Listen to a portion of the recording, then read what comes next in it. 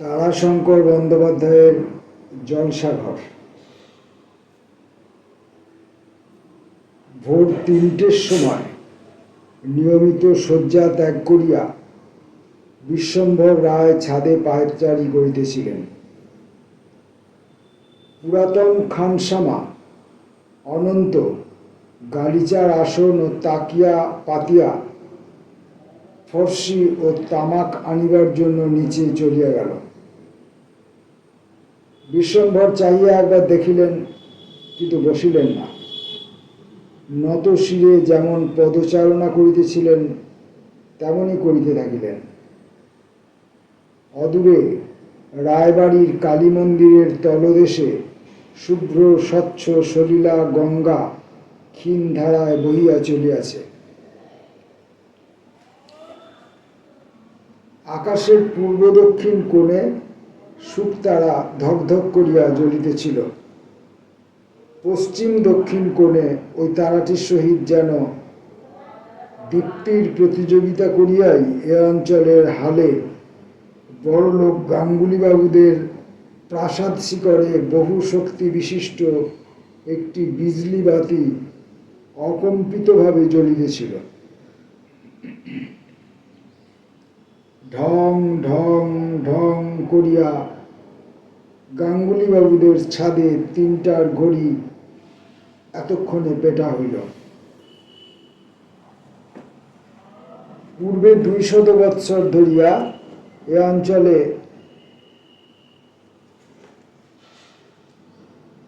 ঘড়ি বাজিত রায়বাবুদের বাড়িতে, এখন আর বাজে না।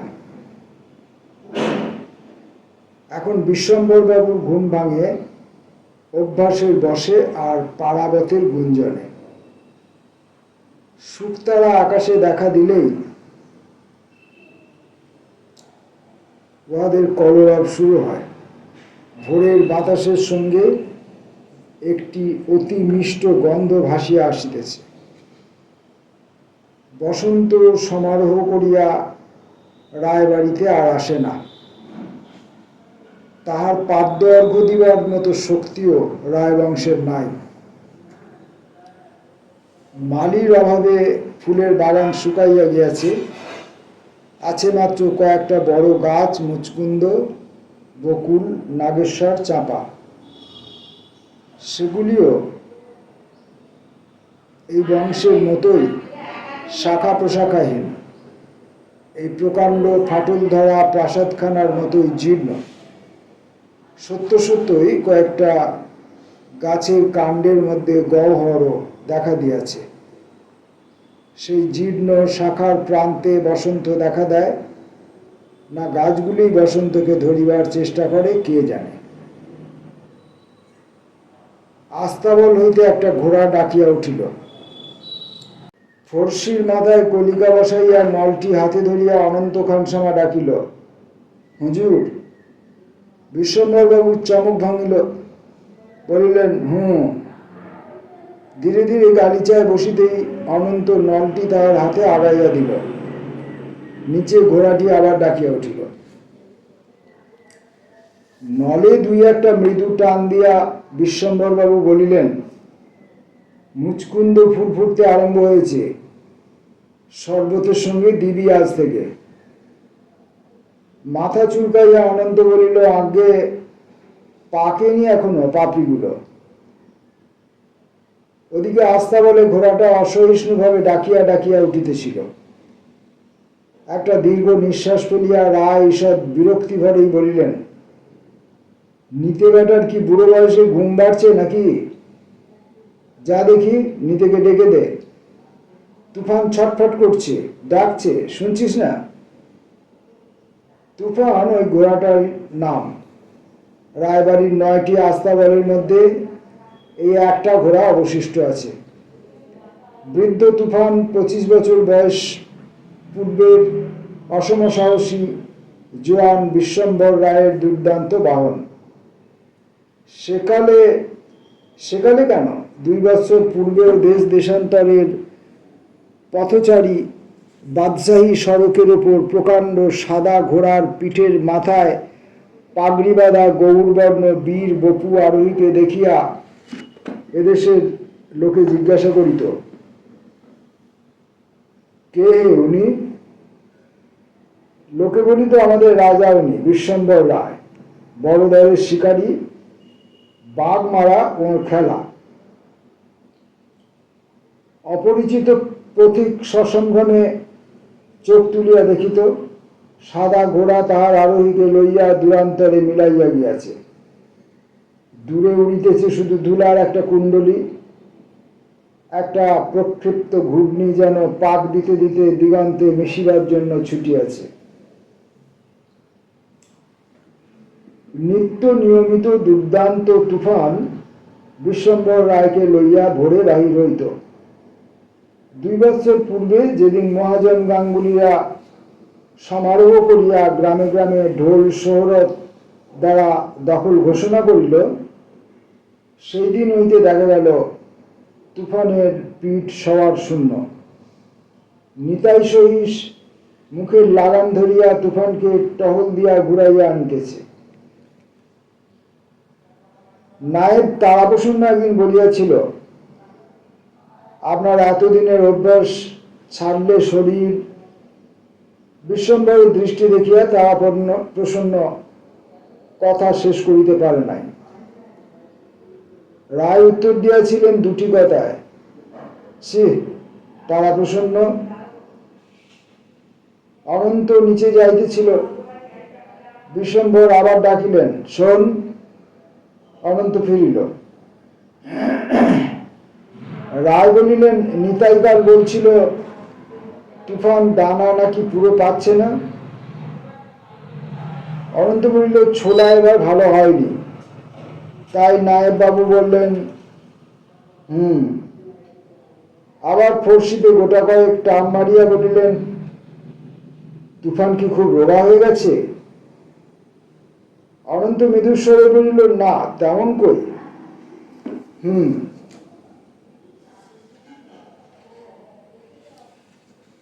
কিছুক্ষণ পর আবার বলিলেন, দানা পুরোই দিবি, বুঝলি? নায়েবকে আমার নাম করে বলবি, যা তুই নিতাইকে ডেকে দে। অনন্ত চলিয়া গেল। তাকিয়ার উপর ঠেস দিয়া ঊর্ধ্ব মুখে বিশ্বম্বর বাবু আকাশের দিকে চাইয়া রইলেন। নলটা পাশে পড়িয়া আছে। আকাশের তারাগুলি একের পর এক নিভিয়া আসিতেছিল। বিশ্বম্বর অন্যমনস্ক ভাবে বোধ করি আপনার প্রশস্ত বুকে হাত বুলাইতে আরম্ভ করিলেন। 1, 2। প্রথম দিন তুফানের পিঠে সওয়ার হইতে গেলে এই পাঁজরখানাতেই ধাক্কা লাগিয়াছিল। সেই দিনের সে কি রূপ তুফানের, সে কি দুর্দান্তপনা! শান্ত হইতে সে শুধু বাজনার শব্দে। বাজনা বাজিলে সে কখনো বেতালা পা ফেলে নাই। ঘাড় বাঁকাইয়া বাঁকাইয়া সে কি নৃত্য তাহার! বিশ্বম্বর বাবু উঠিয়া পড়িলেন। অতীতের স্মৃতি তারকারাজির মতো বুকের আকাশে রায়বংশের মর্যাদার ভাস্কর প্রভায় ঢাকা পড়িয়া থাকে। আজ মমতার ছায়ায় সে ভাস্করে অকস্মাৎ সর্বগ্রাসী গ্রহণ লাগিয়া গেল। স্মৃতির উজ্জ্বলতম তারকা তুফান সেই আকাশে সর্বাগ্রে জলজল করিয়া ফুটিয়া উঠিল। আজ 2 বৎসর তিনি নিচে নামেন নাই। 2 বৎসর পরে তুফানকে দেখিতে ইচ্ছা হইল। খড়মজোড়াটা পায়ে দিয়া রায় দোতলায় নামিলেন। চক মিলানো বাড়ির সুপরিসর সুদীর্ঘ বারান্দা রায়ের বলিষ্ঠ পদের খড়মের শব্দে মুখরিত হইয়া উঠিল। বারান্দায় সারি সারি গোল থামের মাথায় খড়খড়ি হইতে সচকিত কতগুলা চামচিকা ফটফর করিয়া উড়িয়া গেল। এপাশে অন্ধকার তালাবন্ধ ঘরগুলোর ভিতরেও চামচিকার শব্দ পাওয়া যাইতেছিল। ছাদের সিঁড়ির পাশেই বিছানা ঘর, তুলার টুকরা বারান্দায় পড়িয়া আছে। তারপরই একটা দুর্গন্ধ, এটা ফরাস ঘর। জাজিম, শতরঞ্জি, গালিচা থাকে ঘরটায়, বোধহয় কিছু পচিয়া থাকিবে। পরের ঘরটায় চামচিকার পক্ষপাত তারুণের শব্দের সঙ্গে ঝুনঝান শব্দ উঠিতেছে। বাতিঘর এটা। বেলোয়ারি ঝাড়ের কলমগুলি বোধহয় দুলিতেছে। ইহার পরই এপাশের কোণের ঘরটা ছিল ফরাস দরবারের। এই সমস্ত জিনিসের ভার ছিল তাহার উপর। ঘরখানা শূন্য পড়িয়া আছে।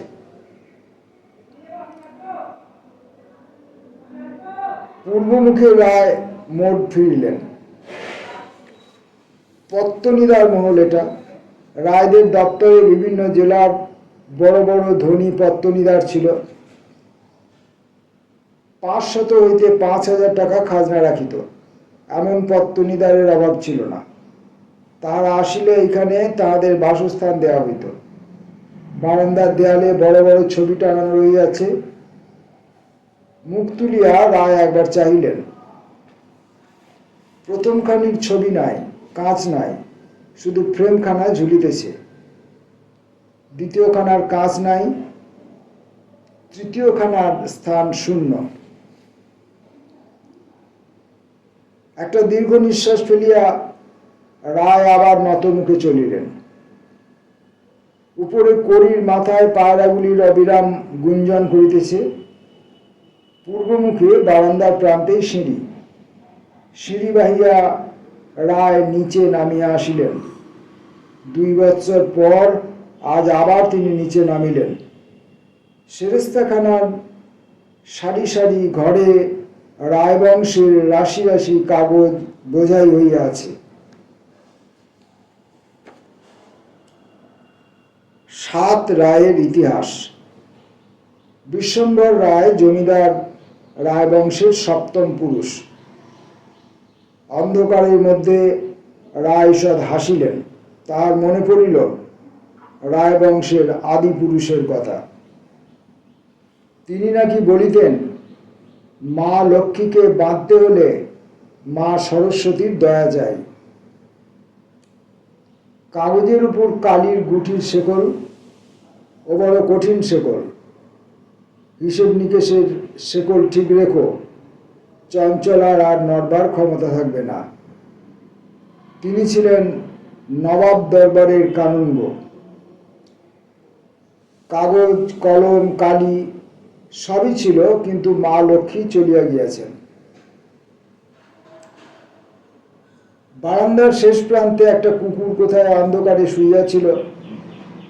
সেটা ঘেউ ঘেউ শব্দে চিৎকার করিয়া উঠিল। রায় গ্রাহ্য করিলেন না, অগ্রসর হইতে চলিলেন। কুকুরটার ঘেউ ঘেউ থামিয়া গেল। সে লেজ নাড়িয়া বারবার ঘুরিয়া ঘুরিয়া রায়কে প্রদক্ষিণ করিতে করিতে তাহার সহিত চলিতে আরম্ভ করিল।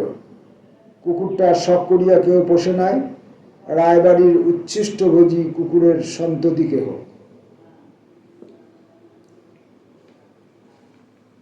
কাছারির দেউড়ি পার হইয়া দক্ষিণে গোশালা, বামে আস্তাবল। তাহার ওদিকে দেবতার মন্দির। রায় ডাকিলেন, নিতাই। সসম্ভ্রম কণ্ঠের জবাব আসিল, হুজুর। তুফানের উচ্চ রেশারবে সে জবাব ঢাকা পড়িয়া গেল। ওইদিক হইতে একটি হাতির গর্জন শোনা গেল। রায় অগ্রসর হইয়া তুফানের সম্মুখে গিয়া দাঁড়াইলেন। অস্থিরভাবে পা ঠুকিয়া ডাক দিয়া বৃদ্ধ তুফান শিশুর মতো চঞ্চল হইয়া উঠিল। তার মুখে হাত বুলাইয়া রায় বলিলেন, বেটা। তুফান মাথাটা মনিবের হাতে ঘষিতে লাগিল। ওদিকে হাতিটা অস্থির হইয়া উঠিয়াছে। ক্রমাগত ডাকিয়া ডাকিয়া সে পায়ের শিকল ছিঁড়িবার চেষ্টা করিতেছিল। মাহমুদ রহমত প্রভুর সাড়া পাইয়া উঠিয়া আসিয়া আপনার হাতির নিকট দাঁড়াইয়াছিল। সে অতি মৃদু অনুযোগের সুরে বলিল, হুজুর, ছোট গিন্নি শিকলি ছিঁড়ে ফেলবে। হস্তিনীটির নাম ছোট গিন্নি। বিশ্বম্বর বাবুর মায়ের বিবাহের যৌতুক এই ছোট গিন্নি, তখন নাম ছিল মতি। কিন্তু কর্তা ধনেশ্বর রায় স্বীকার করিয়া ফিরিয়া মতি বলিতে পাগল হইয়া উঠিলেন। মতি একটা চিতাবাঘকে সুরে তুলিয়া পদদলিত করিয়াছিল। মতির প্রতি যত্নের আধিক্য দেখিয়া বিশ্বম্বরের মা তাহার নাম রাখিয়াছিলেন সতীন। কর্তা বলিয়াছিলেন, সেই ভালো রায় গিন্নি, ওর নামও থাকুক গিন্নি। বিশ্বম্বর বাবুর মা বলিয়াছিলেন, শুধু গিন্নি নয়, ছোট গিন্নি, ও তোমার দ্বিতীয় পক্ষ। রহমতের কথায় বিশ্বম্বর বাবু তুফানকে ছাড়িয়া ছোট গিন্নির সম্মুখে গেলেন। পিছনে তুফানের অসন্তুষ্ট রেশারব ধ্বনিত হইতে লাগিল। রায় ছোট গিন্নিকে বলিলেন, কি গো মা লক্ষ্মী? ছোট গিন্নি আপনার সুরখানি বাঁকাইয়া রায়ের সম্মুখে ধরিল। এটুকু তাহাকে সওয়ার হইবার জন্য অনুরোধ। রায় হাতিতে উঠিতেন সুর গাইয়া। রায় তাহার সুরে হাত বুলাইয়া বলিলেন, এখন নয় মা। ছোট গিন্নি কথা বুঝিল। সে সুরখানি রায়ের কাঁধের উপর রাখিয়া লক্ষ্মী মেয়েটির মতোই শান্তভাবে দাঁড়াইয়া রহিল। রায় কহিলেন, নিতাই, তুফানকে ঘুরিয়ে নিয়ে আয়। একান্ত সংকোচ ভরে নিতাই বলিল, তুফান আর যাবে না হুজুর, আপনাকে দেখেছে, আপনি সওয়ার না হলে। রায় কথার কোনো জবাব দিলেন না। ছোট গিন্নি সুরে হাত বুলাইতে বুলাইতে বলিলেন, লক্ষ্মী মেয়ে, মা আমার লক্ষ্মী মেয়ে। অকস্মাৎ নিস্তব্ধ প্রত্যুষের স্তব্ধতা ভঙ্গ করিয়া বিচিত্র সঙ্গীতে কোথাও ব্যান্ড বাজিয়া উঠিল। সচকিত রায় ছোট গিন্নির সুরখানি নামাইয়া দিয়া সরিয়া আসিয়া বলিলেন, ব্যান্ড বাজে কোথায়? নিতাই মৃদুস্বরে জবাব দিল, গাঙ্গুলি বাড়িতে, বাবুর ছেলের ভাত। অভ্যাস মতো রায় বলিলেন, তুফান তখন ঘাড় বাগাইয়া তালে তালে নাচিতে শুরু করিয়াছে। রায় মৃদু হাসিয়া তাহার নিকটে গিয়া দাঁড়াইলেন। পিছনে ছোট গিন্নির পায়ের শিকল তালে তালে নূপুরের মতো বাজিতেছিল, ঝুম ঝুম ঝুম। রায় দেউড়ি পার হইয়া অন্ধকার পুরীর মধ্যে গিয়া প্রবেশ করিলেন। তাহার মনে পড়িল, এককালে ভোরের নহবতের সঙ্গে এমন করিয়া নিত্য নাচিত, একদিকে তুফান, অন্যদিকে ছোট গিন্নি। দোতলায় উঠিয়া তিনি ডাকিলেন, অনন্ত। হুজুর, নায়েবকে ডেকে দে। রায় ছাদে গিয়া বসিলেন। প্রৌঢ় নায়েব তারাপ্রসন্ন আসিয়া নীরবের সম্মুখে দাঁড়াতেই তিনি বলিলেন, মহিম গাঙ্গুলির ছেলের অন্নপ্রাশন? আগে হ্যাঁ। নিমন্ত্রণপত্র করেছে বোধ হয়। কুণ্ঠিতভাবে তারাপ্রসন্ন বলিল, হ্যাঁ। একখানা গিনি আর থালা, একখানা কাঁসার থালাই পাঠিয়ে দেবে। তারাপ্রসন্ন নীরবে দাঁড়াইয়া রইল। প্রতিবাদ করিবার সাহস তাহার ছিল না, কিন্তু ব্যবস্থাটাও বেশ মনঃপূত হয় নাই। রায় বলিলেন, মোর একখানা আমার কাছে আছে, নিয়ে যেও। নায়েব চলিয়া গেল। রায় নীরবে বসিয়া রইল। অনন্ত আসিয়া কলিকা পাল্টাইয়া দিয়া নলটি ধরিয়া বলিল, হুজুর। রায় অভ্যাস মতো হাতটি বাড়াইয়া দিলেন। তারপর বললেন, ছোট গিন্নির পিঠের গদি, জাজিম, ঘন্টা বের করে দিবি। নায়েব যাবেন গাঙ্গুলি গাড়ি লৌকুতো দিতে। তিন পুরুষ ধরিয়া রায়রা করিয়াছিলেন সঞ্চয়, চতুর্থ পুরুষ করিয়াছিলেন রাজত্ব, পঞ্চম ও ষষ্ঠ পুরুষ করিলেন ভোগ ও ঋণ, সপ্তম পুরুষ বিশ্বম্বরের আমলেই রায়বাড়ির লক্ষ্মী সে ঋণ সমুদ্রে তলাইয়া গেলেন। বিশ্বম্বর লক্ষ্মীহীন দেবরাজের মতো শুধু বসিয়া বসিয়া দেখিলেন। শুধু এইমাত্রই নয়, রায়বংশ এই সপ্তম পুরুষেই নির্বংশও হইয়া গেল। জেলার জর্জ কোর্ট ও হাইকোর্টের বিচারের নির্দেশ মতো রায়বংশের লক্ষ্মী তখন ঝাঁপিয়াতে দুয়ারে দাঁড়াইয়াছেন, অপেক্ষা মাত্র প্রিভি কাউন্সিলের আদেশের।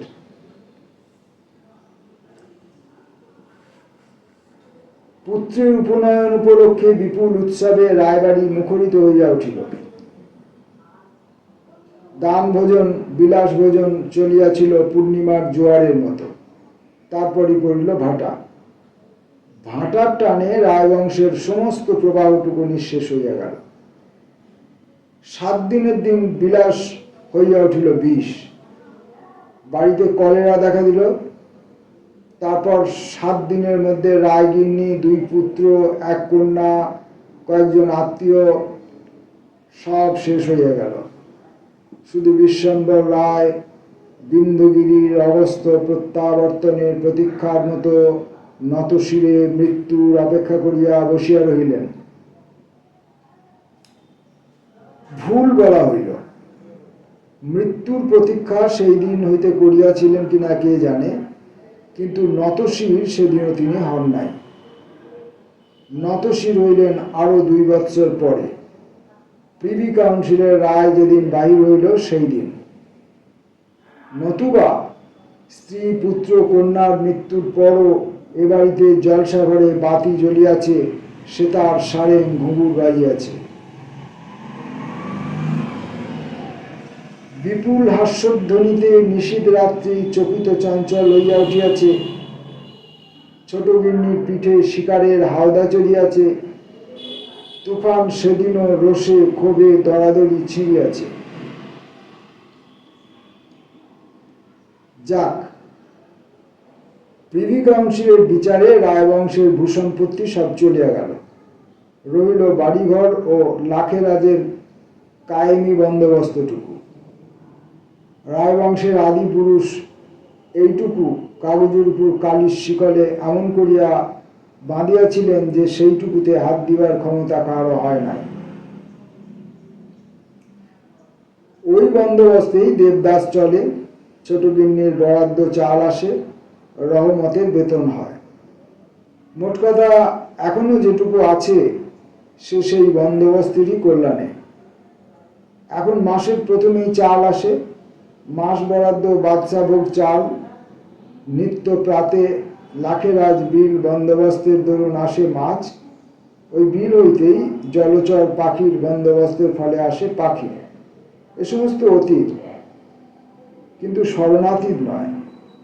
তাই এই জীর্ণ ফাটল ধরা রায়বাড়ির নাম এখনো রাজবাড়ি। শ্রীভ্রষ্ট বিশ্বম্বর রায়ের নামই এ অঞ্চলে রায় হুজুর। সেইটুকুই হইল নতুন ধনী গাঙ্গুলি বাবুদের ক্ষোভের কারণ। তাঁরা সোনার দেউল তুলিয়াছেন মরা পাহাড়ের আড়ালে।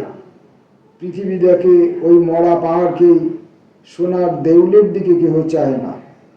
তাদের দামি মোটরের চেয়ে বৃদ্ধ হস্তিনীর খাতির বেশি। মহিম গাঙ্গুলি ভাবে মরা পাহাড়ের চূড়ো ভাঙতেই হবে আমার। ছোট গিন্নির পিঠে ঘণ্টা উঠিতে সে গড়বিনীর মতো গা দোলাইতে আরম্ভ করিল। ঘণ্টা বাজিতে লাগিল, ঢং ঢং ঢং। নায়েব তাড়াপ্রসন্ন আসিয়া বিশ্বম্বর বাবুর সম্মুখে দাঁড়াইল। বিশ্বম্বর বাবু বসিয়াছিলেন অন্দরের হল ঘরে। এখন এই একখানি ঘরই তিনি ব্যবহার করেন। দেয়ালে রায়বংশের কর্তাগিন্নিদের ছবি টাঙানো, সকলেরই পৌর বয়সের প্রতিকৃতি। সকলেরই গায়ে কালী নামাবলী, গলায় রুদ্রাক্ষের মালা, হাতে জপমালা। বিশ্বম্বর বাবু সেই ছবির দিকে চাহিয়াছিলেন।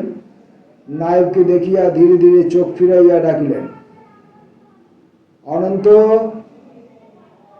হাত বাক্সটা দে তো। হাত বাক্স হইতে লোহার সিন্দুকের চাবি লইয়া সিন্দুকটা খুলিয়া ফেলিলেন। সিন্দুকের উপরের থাকে রায়বাড়ির লক্ষ্মীর ঝাঁপি শোভা পাইতেছিল। নিচের থাকে 2-3টি বাক্স। রায় টানিয়া বাহির করিলেন একটি অতি সুদৃশ্য বাক্স। এটি তাহার মৃতা পত্নীর গহনার বাক্স। রায় বাক্সটি খুলিলেন। বাক্সটির গর্ভ প্রায় শূন্য। অলঙ্কারের মধ্যে একটি সিঁথি রহিয়াছে। এই সিঁথিটি 7 পুরুষের বধূবরণের মাঙ্গলিক সামগ্রী। ওইটি ছাড়া আর সব গিয়াছে। পাশের একটি খোপে কয়খানি মোহর। এগুলির কয়খানি রায়গিন্নির আশীর্বাদের মোহর। কয়খানা যুবক বিশ্বম্ভরের পত্নীকে প্রথম উপহার।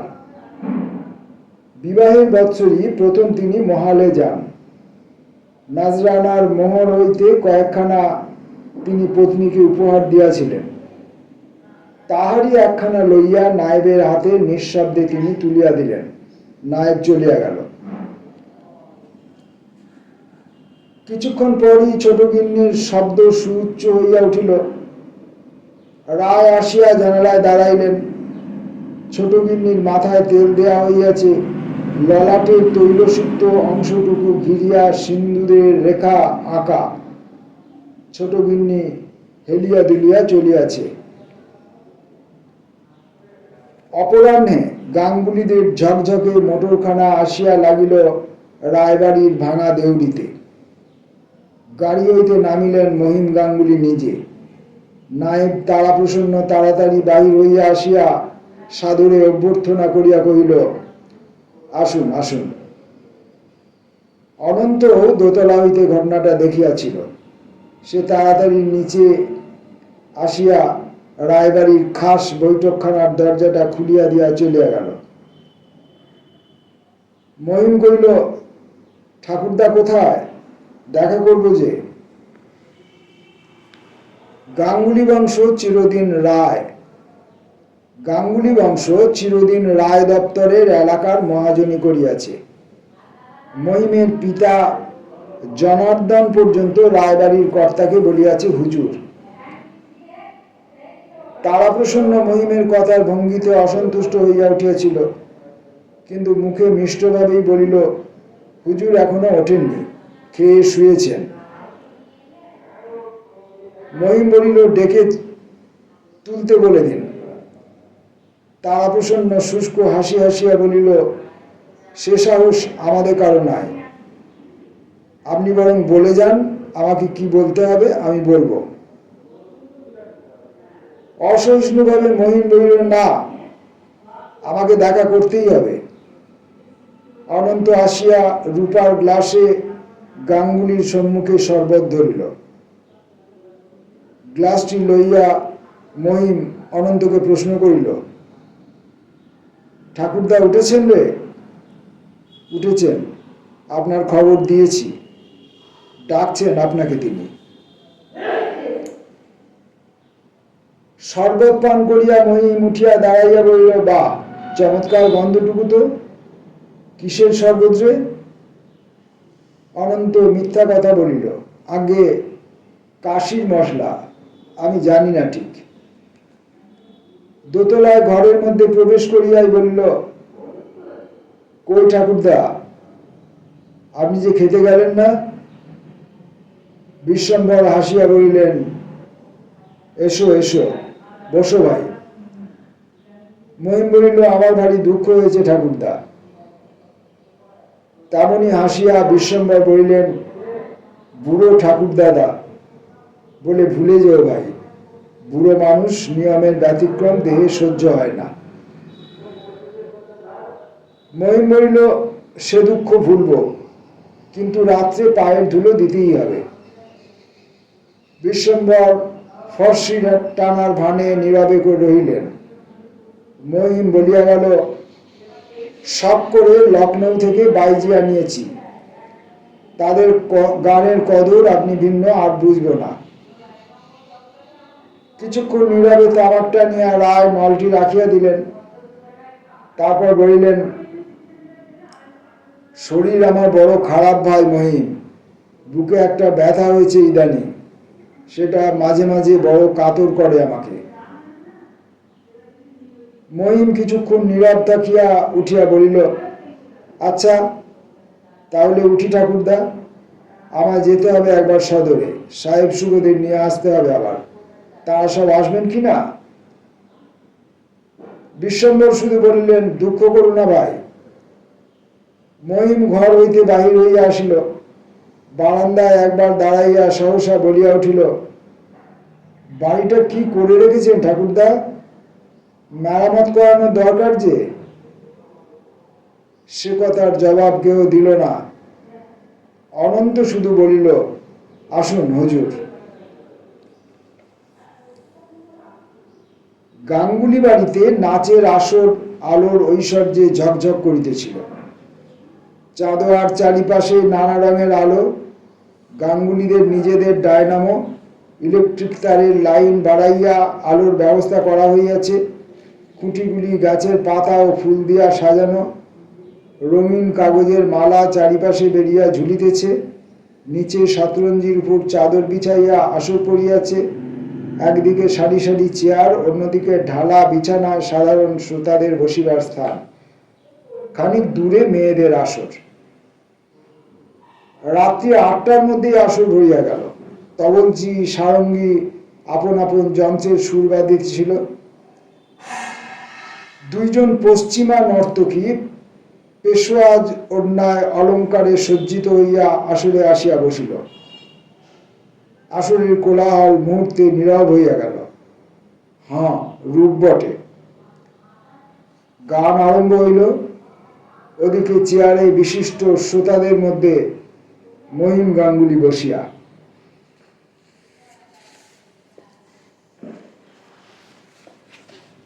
দুইজন নর্তকীর মধ্যে বয়োজ্যেষ্ঠা উঠিয়া গান ধরিয়াছিল। দীর্ঘ সুরে রাগিনীর আলাপে আলাপে আসরখানা যেন ঝিমাইয়া আসিল। শ্রোতাদের মধ্যে মৃদু কথাবার্তা শুরু হইয়া গেল। বিশিষ্ট শ্রোতা মহলে কি একটা হাস্য পরিহাস চলিতেছিল। গাঙ্গুলি বাড়ির চাপরাশির দল সাধারণ শ্রোতাদের পিছন দাঁড়াইয়া হাঁকিয়া উঠিল, চুপ চুপ। গান শেষ হইবার মুখে মহিম ভদ্রতা করিয়া বলিয়া উঠিল, বাহ বাহ। নর্তকীর নৃত্যগীত ঈষৎ ক্ষুণ্ণ হইয়া গেল। গান শেষ করিয়া সে বসিয়া পড়িল। তরুণীটির সহিত মৃদু হাসিয়া কি কয়েকটা কথা বলিয়া এবার তাহাকে উঠিতে ইঙ্গিত করিল। দেখিতে দেখিতে আসর জমিয়া উঠিল। চপল গতির কণ্ঠসঙ্গীতে ও চটুল নৃত্য ভঙ্গিতে যেন একটা পাহাড়ি ঝর্ণা আসরের বুকে ঝাঁপাইয়া পড়িল। তারিফে তারিফে আসরের মধ্যে একটা কলরোল উঠিল। বিশিষ্ট শ্রোতা মহল হইতে টাকা নোট বকশিস আসিল।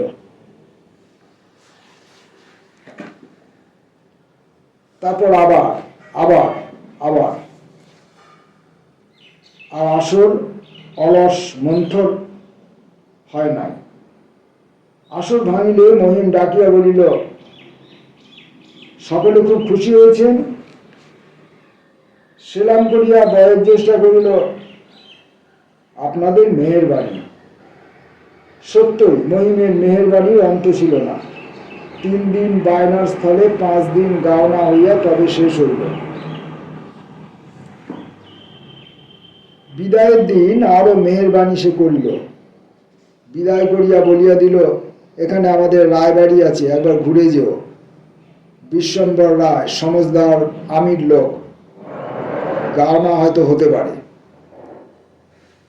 বয়োজ্যেষ্ঠা সম্ভ্রমভরে কহিল, ওর কথা আমরা শুনেছি হুজুর, জরুর যাব রায়বাহাদুরের দরবারে, সে মতলব আমার প্রথম থেকেই আছে। তারাপ্রসন্ন মনে মনে আগুন হইয়া উঠিল। সে বেশ বুঝিয়াছিল এ ওই কুটিল মহিম গাঙ্গুলির কুটচাল। অবশেষে একটা বেশ্যাকে দিয়ে অপমানের চেষ্টা করিয়াছে। সে গম্ভীরভাবে বলিল, বাবুর তবিয়ত আচ্ছা নেই, নাচ গান এখন হবে না। বয়োজ্যেষ্ঠা বাইজিটি বলিল, মেহেরবানি করকে বাধা দিয়ে তারাপ্রসন্ন বলিল, সে হয় না। বাইজি দুঃখিতভাবে বলিল, মেরে নসিব।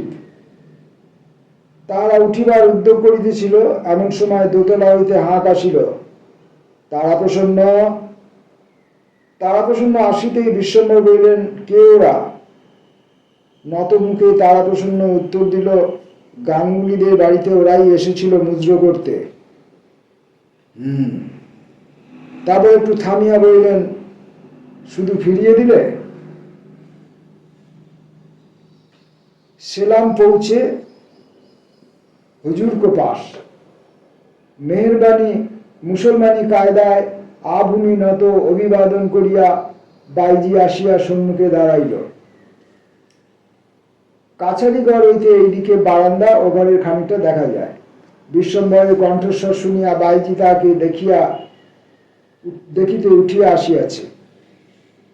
একতলা না দিয়া উপরে উঠিয়া আসিবার জন্য বিশ্বম্বর রুষ্ট হইয়াছিলেন, কিন্তু তাহার সে রাগ রহিল না। বাইজির রূপ তাহার চিত্ত কোমল করিয়া দিল। বাইজি আবার অভিবাদন করিয়া বলিল, কসুর মাপ করতে হুকুম হয় মেহেরবান, একতলা না দিয়ে এসে পড়েছি। বিশ্বম্বর দেখিতেছিলেন বাইজির রূপ। ডালিমের দানার মতো রং, সুরমা আকার টানা দুইটি চোখ, মাদকতা ভরা চাহনি, গোলাপের পাপড়ির মতো দুই ঠোঁট, ঈষৎ দীর্ঘ দেহখানি, ক্ষীণ কোটি, নৃত্য যেন আলস্য ভরে দেহখানিতে বিরাম লইতেছে। এই চঞ্চল হইলেই সে মুখর হইয়া উঠিবে।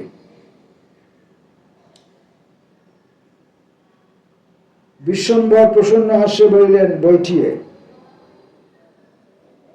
অদূরবর্তী গালিচার উপর বাইজি সসম্ভ্রমে বসিয়া বলিল, হুজুর বাহাদুরের দরবারে বাদী গান শোনাবার জন্য হাজির। বিশ্বম্বর বলিতে গেলেন, তাহার তবিয়ত খারাপ, কিন্তু কেমন লজ্জা হইল। একটা তোয়াইফের সম্মুখে মিথ্যা বলিতে বুঝি ঘৃণা হইল। বাইজি বলিল, সবার মুখে শুনেছি এখানকার বড় ভারী সমজদার হুজুর বাহাদুর। গাঙ্গুলি বাবুও বললেন, আমির, এখানকার রাজা আপনি। রায়ের নলের ডাক বন্ধ হইয়া গেল। মৃদু হাসিয়া বাইজির মুখের দিকে চাহিয়া বলিলেন, হবে, মজলিস সন্ধ্যের সময়। তারপর ডাকিলেন, অনন্ত। অনন্ত বাহিরেই ছিল, সম্মুখে আসিতে বলিলেন, এদের বাসা দিয়ে দে, নিচে তালুকদারের ঘর একখানা খুলে দে। অনন্ত বলিল, আসুন। বাংলা বলিতে না পারিলেও বাংলা বুঝিতে বাইজির কষ্ট হয় না। উঠিয়া অভিবাদন করিয়া সে কহিল, বহুত নসিব মেরে, বহুত মেহরবানি হজুর কো। অনন্তকে অনুসরণ করিয়া সে চলিয়া গেল। নায়েব তারাপ্রসন্ন দাঁড়াইয়াছিল। নির্বাক হইয়া সে দাঁড়াইয়া রহিল। কিছুক্ষণ পর সে কহিল, গাঙ্গুলিদের বাড়ি 100 টাকা করে রাত্রে নিয়েছে ওরা। কয়বার নলে টান দিয়া রায় বলিলেন, তোমার তহবিলে কি? কথা অসমাপ্ত রাখিয়া তিনি আবার নলে টান দিতে আরম্ভ করিলেন। তারাপ্রসন্ন বলিলেন, দেবোত্তরের তহবিলে শুধু 100 টাকা আছে। কিছুক্ষণ চিন্তা করিয়া উঠিয়া লোহার সিন্ধুক খুলিয়া বাহির করিলেন সেই বাক্সটি। বাক্সের মধ্য হইতে রায়বংশের মাঙ্গলিক সিঁথিখানা তুলিয়া তারাপ্রসন্নের হাতে দিয়া বলিলেন, দেবোত্তরের খাতায় খরচা লেখো। আনন্দময়ীর জন্য জড়োয়া সিঁথি খরিদ, দাম ওই 150 টাকা। আনন্দময়ী রায়বংশের ইষ্টদেবী, পাষাণময়ী কালী। বহুদিন পর নিস্তব্ধ রায়বাড়ি তালা খুলবার শব্দে প্রতিধ্বনিত হইয়া উঠিল। জলসাঘরের দরজা জানলা খুলিয়া গেল, বাতিঘরে তালা খুলিল, ফরাস ঘরে আলোক প্রবেশ করিল। অনন্ত ঘর দুয়ার ঝাড়িতেছিল, সাহায্য করিতেছিল নিতাই ও রহমত। ঠাকুর বাড়ির পুরানো ঝি মাজিতেছিল আশাশোঁটা গড়গড়া, বড় বড় পরাত, গোলাপ পাশ, আতরদান। নায়েব তারাপ্রসন্ন দাঁড়াইয়া সমস্ত দিকে তদারক করিতেছিল। অনন্ত বলিল, সদরে লোক পাঠাতে হবে নায়েব বাবু। নায়েব বলিল, ফর্দ করেছি আমি, শোনো দেখি কিছু ভুল হলো কিনা। ফর্দ শুনিয়া অনন্ত বলিল, সবই হয়েছে, বাদ পড়েছে দুটো জিনিস, ভরি 2 আতর আর বিলিতি বোতল কটা। নায়েব বলল, ছিল তো একটা, তাতে আর খানিকটা আছে, মাঝে মধ্যে একটু একটু, একদিন দুদিন তো খান, তবে আজ যদি চান তবে একটা বোতলে হবে না নায়েব বাবু। নায়েব বলিল, কিন্তু পাঠাই কাকে? পায়ে হেঁটে সন্ধ্যের আগে কি ফিরবে? অনন্ত দ্বিধাভরে বলিল, তুফানকে নিয়ে নিতাই না হয় যাক। নিতাই বলিল, হুজুর হুকুম না করলে। নায়েব বলিল, আচ্ছা আমি বলে আসছি। বিশ্বম্ভরবাবু শুইয়াছিলেন। নায়েব গিয়া দাঁড়াইতেই তিনি বলিলেন, তোমাকে ডাকবো ভাবছিলাম, একবার গাঙ্গুলি বাড়িতে যাও, মহিমকে নিমন্ত্রণ করে এসো। আর গ্রামে ভদ্রলোক বেছে বেছে নিমন্ত্রণ করতে হবে। গাঙ্গুলি বাড়ি যাও তুমি নিজে।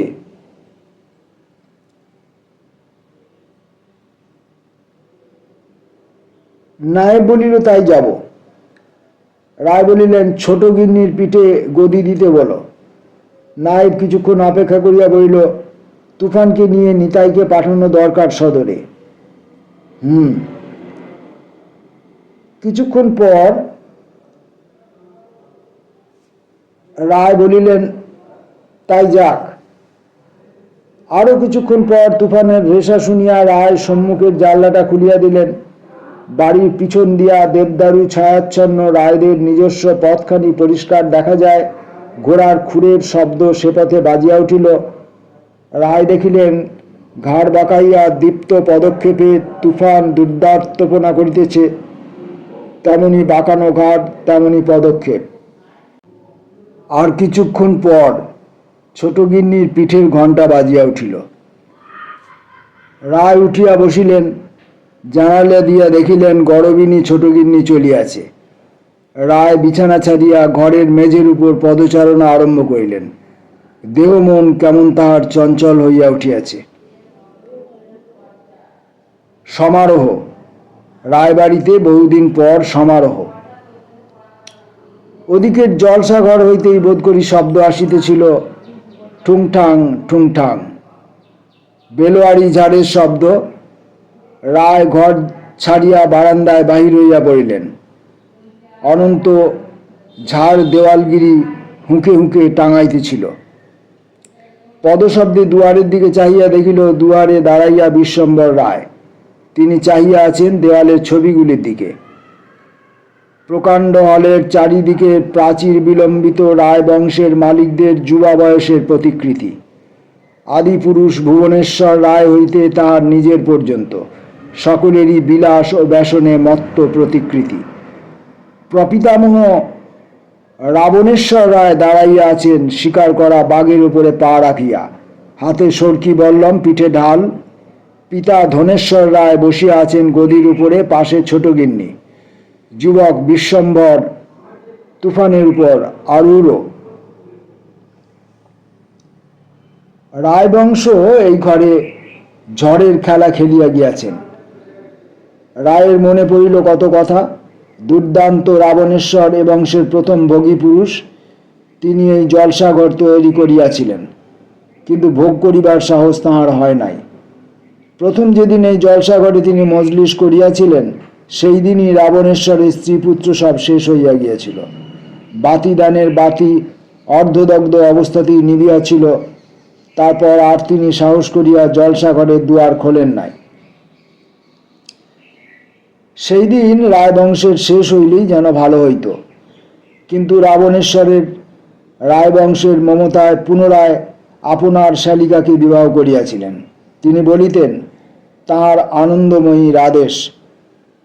তাঁরই পুত্র তারকেশ্বর এই জলসাগরের দুয়ার খুলিয়া আবার বাতি জ্বালিয়াছিলেন। তিনি এক রাত্রে এই ঘরে এক আমির বন্ধুর সহিত প্রতিযোগিতা করিয়া 500 মোহর এক বাইজিকে বকশিস দিয়া গিয়াছেন।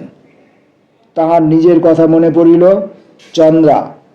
চন্দ্রাবাই আসর ভাঙার পর বন্ধুদের লুকাইয়া চন্দ্রার সহিত আলাপ বুকের মধ্যে অক্ষয় হইয়া আছে, ফুলের স্তবকের মতো চন্দ্রা। অনন্তের হাতের কাজ বন্ধ হইয়া গিয়াছিল। মনিবের মুখের দিকে চাহিয়া তার হাত আর সরিতেছিল না। রায়ের মুখখানা থমথমে রাঙা, যেন কোনো রুদ্ধ মুখ শিরা খুলিয়া আরব্ধ রক্তধারা সে মুখে উৎসের মতো আজ উথলিয়া উঠিয়াছে। সন্ধ্যার পূর্বে অনন্ত পরাতের উপর রূপার গ্লাসে শরবত বসাইয়া রায়ের সম্মুখে নিঃশব্দে ধরিয়া রহিল। রায় চাহিয়া দেখিলেন অনন্তের সঙ্গে জরিদার চোপদারের উর্দি, কোমরে পেটি, মাথায় পাগড়ি, বুকে রায়বাড়ির তকমা। তিনি নিঃশব্দে গ্লাসটি উঠাইয়া লইলেন। অনন্ত চলিয়া গেল। কিছুক্ষণ পরে ফিরিয়া আসিয়া সম্মুখে কোঁচানো ধুতি, শুভ্র ফিনফিনে মিহি মুসলমানি ঢঙের পাঞ্জাবি, রেশমের চাদর নামাইয়া রাখিল। রায় চিনিলেন 5 বছর পূর্বে মুর্শিদাবাদে জমিদার বন্ধুর বাড়ি যাইবার সময় এই পোশাক তৈরি হইয়াছিল।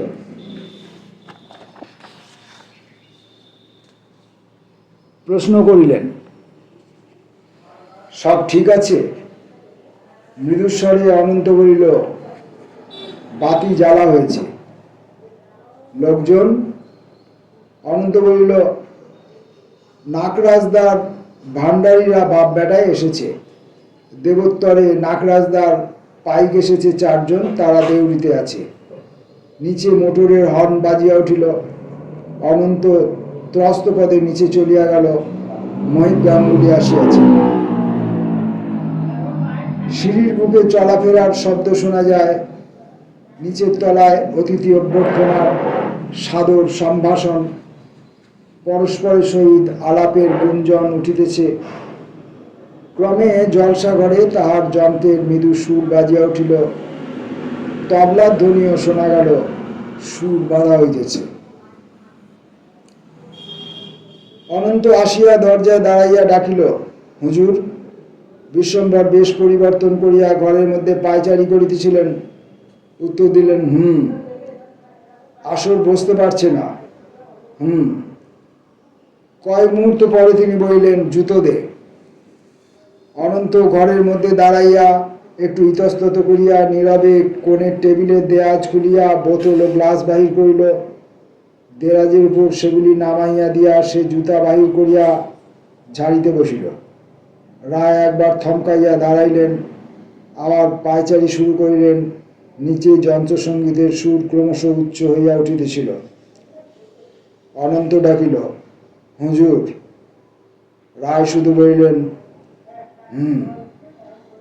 আবার কয়বার তিনি ঘুরিলেন, যেন গতি ঈষৎ দ্রুত। অনন্ত প্রতীক্ষায় দাঁড়াইয়াছিল। ঘুরিতে ঘুরিতে রায় টেবিলের দ্বারে দাঁড়াইয়া বলিলেন, সোডা। প্রকাণ্ড বড় হলটার 3 দিকে লম্বা ফালির মতো গদি পাতিয়া তাহার উপর জাজিম বিছাইয়া শ্রোতাদের বসিবার স্থান নির্দিষ্ট হইয়াছে। পিছনে সারি সারি তাকিয়া হলের ছাদে পাশাপাশি 3টি বেলোয়ারি ঝাড়ে বাতি জ্বলিতেছিল। দেওয়ালে দেওয়ালে দেওয়ালগিরিতে বাতির আলো বাতাসে ঈষৎ কাঁপিয়া কাঁপিয়া উঠিতেছে। ঝড় ও দেওয়ালগিরির কতগুলি সেজ না থাকায় বাতাসে বাতিগুলি নিভিয়া গিয়াছে। তাই দেয়ালের গায়ে মাত্র স্বল্প ম্লান ছায়া রেখা দীর্ঘাকারে জাগিয়া উঠিতেছে প্রচ্ছন্ন বিষণ্ণতার মতো। আসর বসিয়াছে, কিন্তু গতি এখনো অতি মৃদু। যন্ত্রবাদ্যের ঝংকার অঙ্কুরের মতো সবে দেখা দিয়াছে। চারিপাশের আসরে বসিয়া ৩০-৪০ জন ভদ্রলোক মৃদু গুঞ্জনে আলাপ করিতেছেন। ৪-৫টা গড়গড়া ফটসিতে তামাক চলিতেছে। তোয়াইফ দুজনে নীরবে বসিয়া আছে। মাঝে মাঝে কেবল মহিম গাঙ্গুলির কণ্ঠস্বর শোনা যায়। সিগারেটে টান দিয়া সে নিরস্ত বাতিগুলোর দিকে চাহিয়া বলিয়া উঠিল, কটা বাতি নিভে গেল যে!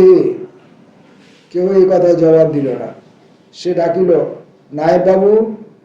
তারাপ্রসন্ন দরজার সম্মুখে দাঁড়াতে এসে বলিল, দেখুন, আলো বেশ খোলেনি। আমার ড্রাইভারকে বলে দিন দুটো পেট্রোম্যাক্স নিয়ে আসুক। নায়েব চুপ করিয়া রইল। বয়োজ্যেষ্ঠা নর্তকীটি কেবল উর্দুতে বলিল, যেন স্বগদোক্তি করিল, এ ঘরে সে আলো মানায় কি? বাহিরে ভারী পায়ের জুতার আওয়াজে নায়েব পিছনে চাহিয়া দেখিয়া সসম্ভ্রমে সরিয়া দাঁড়াইল। মুহূর্ত পরেই অনন্তের পিছনে দরজার সম্মুখে দাঁড়াইলেন বিশ্বম্বর রায়। বাইজি দুইজন সসম্ভ্রমে উঠিয়া দাঁড়াইল। মজলিসের সকলেও উঠিয়া দাঁড়াইয়াছিল। মহিম আপনার অজ্ঞাতসারে অর্ধোত্থিত হইয়া হঠাৎ আবার বসিয়া পড়িল। রায় স্বল্প হাসিয়া বলিলেন, আমার একটু দেরি হয়ে গেল। তারপর তিনি আসন গ্রহণ করিলেন। তাকিয়াটা টানিয়া লইয়া মহিম সেটাকে সরাইয়া দিল। পকেট হইতে রুমাল বাহির করিয়া তাকিয়াটা কয়েকবার ছাড়িয়া লইয়া বিরক্তিভরে সে বলিল, বাপ রে বাপ, কি ধুলো! তারাপ্রসন্ন আতর বিলি করিয়া গেল। সমস্ত গড়গড়া ফর্সির কালিকা বদল করিয়া রায়ের সম্মুখে তাহার নিজের ফর্সি নামাইয়া অনন্ত হাতে নল তুলিয়া দিল। বয়োজ্যেষ্ঠা বাইজি কুর্নিশ করিয়া উঠিয়া দাঁড়াইতেছে। সঙ্গীত আরম্ভ হইয়াছে।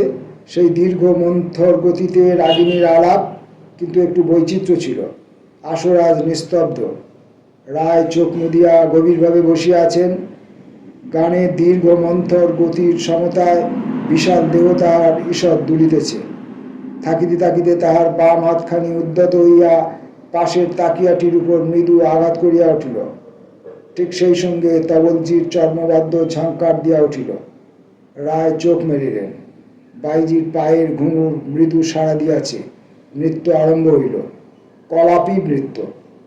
আকাশে মেঘ দেখিয়া উতলা ময়ূরীর নৃত্যভঙ্গি। গ্রীবা ঈষৎ বাঁকিয়াছে। দুই হাতে পেশোয়াজের দুই প্রান্ত আবদ্ধ। পেখমের মতো তালে তালে নাচিতেছে। চরণে ঘুঙুর বাজিয়া উঠিল। রায় বলিয়া উঠিলেন, বাহ! সঙ্গে সঙ্গে নর্তকীর নিত্যমুখর চরণ চাপল্য স্থির হইয়া গেল। ওদিকে তপলায় পড়িল সমাপ্তির আঘাত। মহিম সরিয়া আসিয়া রায়ের কানে কানে বলিল, ঠাকুরদা, আসর যে জমছে না, গলা শুকিয়ে এলো। কৃষ্ণাবাই সব ঠান্ডা করে দিল যে। কৃষ্ণাবাই ঈষৎ হাসিল। বোধ করি সে বুঝিল। অনন্ত শরবত আনিয়া মহিমের সম্মুখে ধরিয়াছিল। মহিম কহিল, থাক, কয়দিন রাত্রি জেগে সর্দি করে আছে আমার।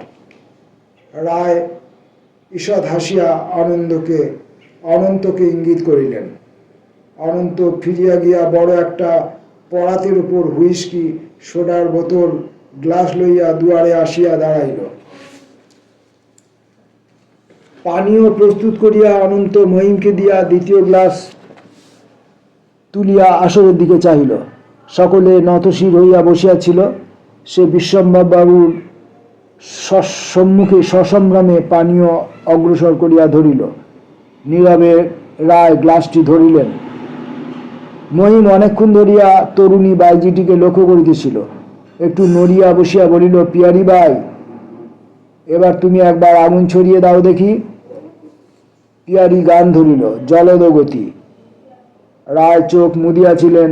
একবার কেবল ফাঁকের ঘরে বলিলেন, যেরা ধীর সে। কিন্তু অভ্যাসের বশে পিয়ালি চটুল নৃত্যে চপল ভঙ্গিতে মজলিসের মধ্যে যে অজস্র লঘু ফেনার ফানুস উড়াইয়া দিল। মহিম মুহুর্মুহু হাঁকিতে লাগিল, বহুত আচ্ছা। রায়কর্তার ভ্রু কঞ্চিত হইয়া উঠিয়াছিল। মহিমের সঙ্গতি ছাড়া উচ্ছ্বাস তাহাকে পীড়া দিতেছিল। কিন্তু তবু দুলিতেছিলেন। সঙ্গীত মুগ্ধ অজগরের মতো। দেহের মধ্যে শোণিতের ধারা, রায়বংশের শোণিতের অভ্যস্ত উগ্রতায় বেগবতী হইয়া উঠিয়াছে। পিয়ারি নাচিতেছে বিচিত্রা বর্ণা প্রজাপতির মতো। পিয়ারিকে দেখিয়া মনে পড়ে লখনৌয়ে জোহরার কথা। কৃষ্ণার সঙ্গে সাদৃশ্য দিল্লিওয়ালি চন্দ্রাবাইয়ের। চন্দ্রাবাই তার জীবনের একটা অধ্যায়। পিয়ারির নৃত্য শেষ হইল। রায় ভাবিতেছিলেন অতীতের কথা। চিন্তা ভাঙিয়া গেল টাকার শব্দে। মহিম পিয়ারিকে বকশিস দিল। মহিম নিয়ম ভঙ্গ করিয়াছে। ইনাম প্রথম দেবার অধিকার গৃহস্বামীর। চকিত হইয়া রায় সম্মুখে পাশ চাইলেন। নাই, সম্মুখে রূপার পরাদ নাই, আধার নাই, আধেও নাই। মাটির দিকে দৃষ্টি নিবন্ধ করিয়া তিনি বসিয়া রহিলেন। কৃষ্ণাবাই তখন গান ধরিয়াছে। আসরের এক প্রান্ত হইতে অপর প্রান্ত পর্যন্ত তরঙ্গের মতো তাহার উচ্ছ্বসিত হইয়া ফিরিতেছিল। তাহার গতি তাড়িত বায়ু তরঙ্গ শ্রোতাদের বুকে আঘাত করিতেছে। সে গাইতেছিল, কানাইয়ার বাঁশি বাজিয়াছে, উচ্ছ্বসিত যমুনা উজানে ফিরিল। তরঙ্গের পর তরঙ্গাঘাতে তটভূমি ভাঙিয়া কানাইয়াকে সে বুকে টানিয়া লইতে চায়। সে সঙ্গীত নৃত্যের উচ্ছ্বাস অপূর্ব। রায় সব ভুলিয়া গিয়াছিলেন। সঙ্গীত শেষ হইল। রায় উঠিয়া বলিলেন, বহুত আচ্ছা চন্দ্রা। কৃষ্ণা সেলাম করিয়া কহিল, বাঁদির নাম কৃষ্ণাবাই। ওদিক হইতে মহিম ডাকিল, কৃষ্ণাবাই, তোরা ইনাম ইধার। রায় উঠিয়া পড়িয়াছিলেন। ধীর পদক্ষেপে মজলিস অতিক্রম করিয়া বাহির হইয়া গেলেন। বারান্দার বুকে পাদুকাশূন্য বলিষ্ঠ পদক্ষেপ ক্রমশ ক্ষীণ হইয়া মিলাইয়া গেল।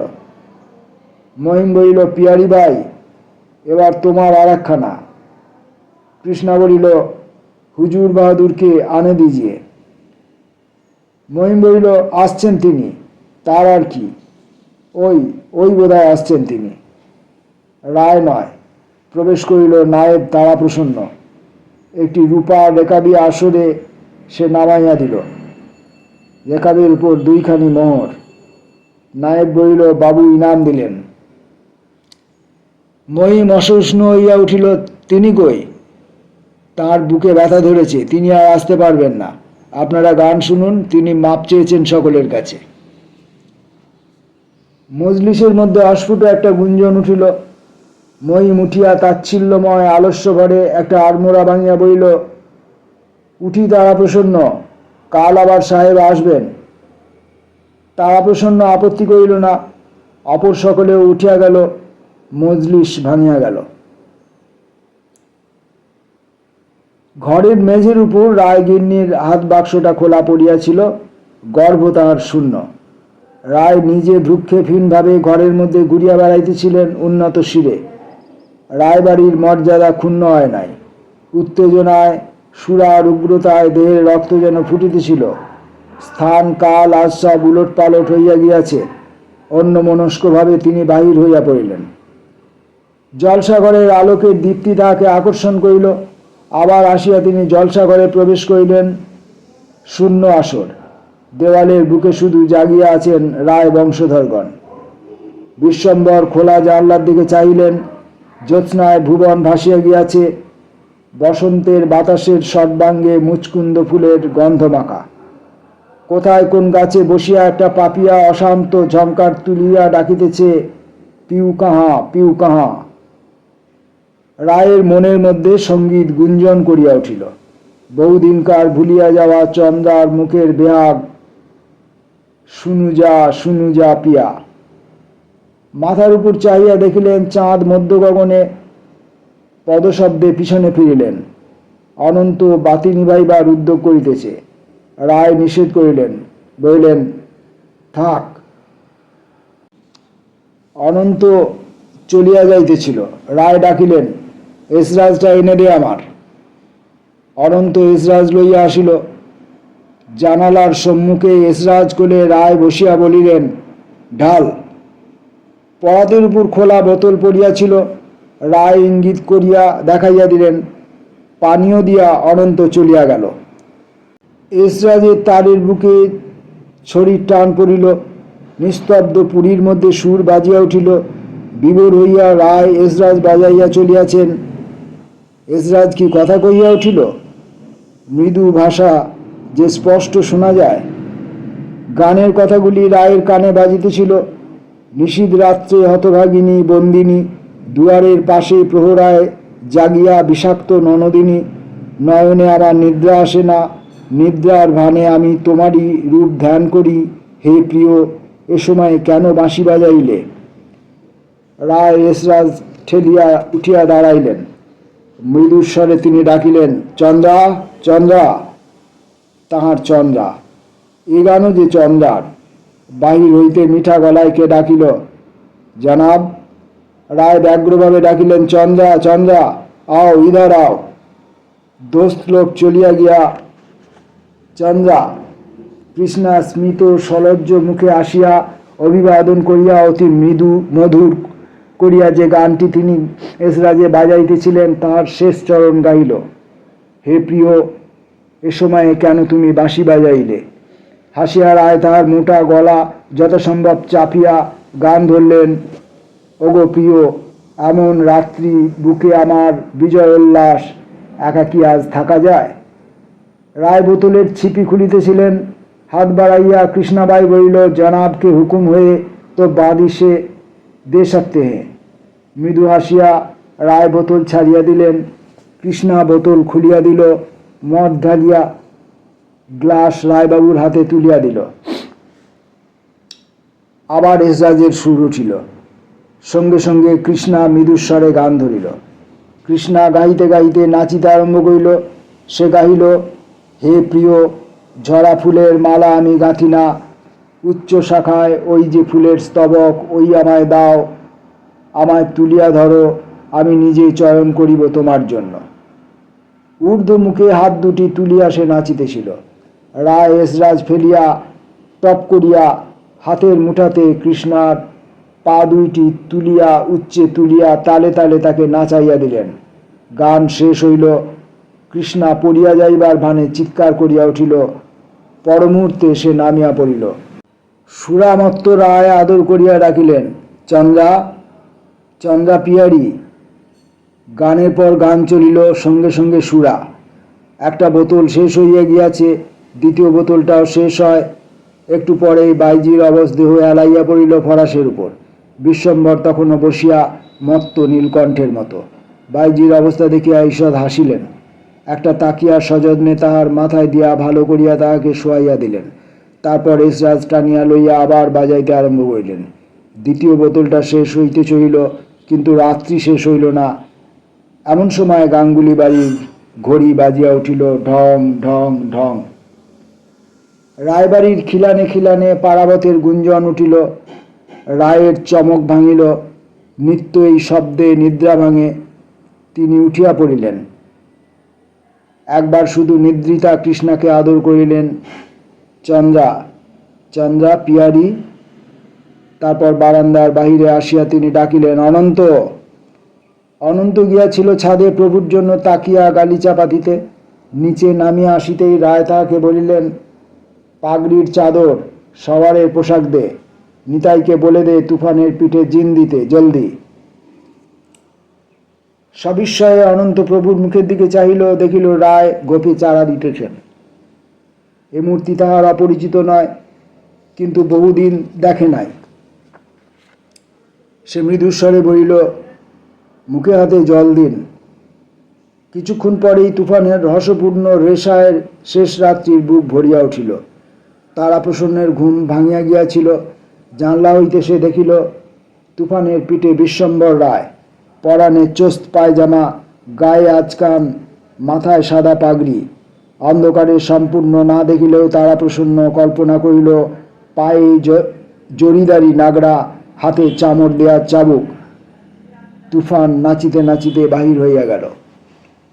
মাঠের পর মাঠ অতিক্রম করিয়া, ধুলার ঘূর্ণি উড়াইয়া তুফান তুফানের বেগে ছুটিয়াছিল। শেষ রাত্রির শীতল বায়ু হু হু করিয়া রায়ের উত্তপ্ত ললাট স্পর্শ করিতেছিল। সুরার উগ্রতা ধীরে ধীরে শান্ত হইয়া আসিতেছিল। প্রান্তর শেষ হইয়া গ্রাম, গ্রামখানার নাম কুসুমডিহি। পাশ দিয়া তরকারি বোঝাই একখানা গাড়ি চলিয়াছে, আরোহী তাহাতে 2 জন। বোধহয় তাহারা হাটে চলিয়াছিল। কয়েকটা কথা তাহার কানে আসিয়াছিল, গাঙ্গুলিবাবুরা কিনে থাকে। রায় সজোরে লাগাম টানাইয়া তুফানের গতিরোধ করিলেন। তখনও গাড়ির আরোহী বলিতেছিল, খাজনা দিয়ে লাভ কিছু আর থাকে না, সুখ ছিল রায় রাজাদের আমলে। চারিদিকে চাইয়া রায় চমকিয়া হইয়া উঠিলেন তুফানের পিঠের ওপর। কোথায় এ তিনি, কোথায়? ক্রমে চিনিলেন হারানো লাট কীর্তিহাট সম্মুখে।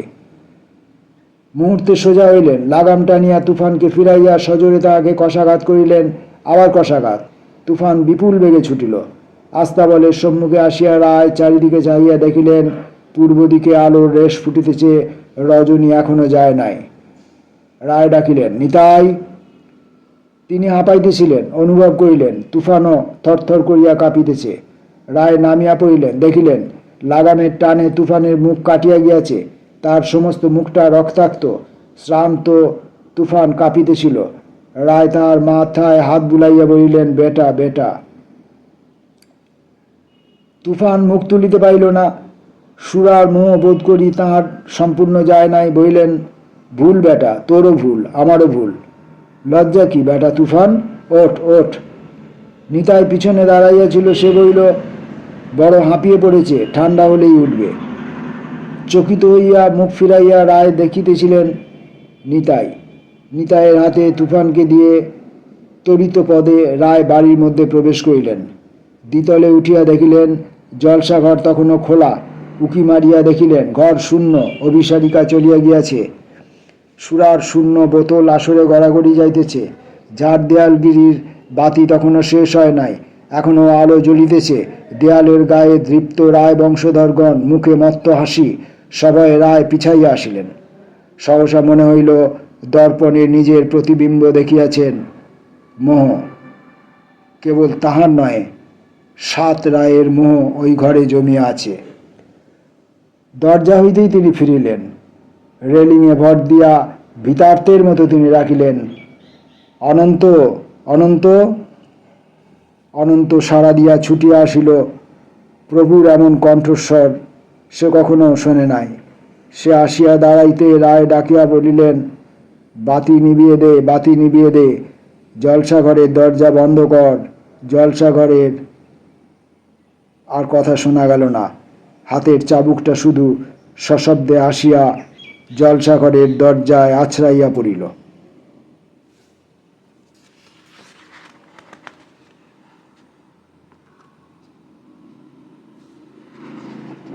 তারাশঙ্কর বন্দ্যোপাধ্যায় রচিত জলসাঘরের গল্পটি পড়ছিলাম এতক্ষণ ধরে।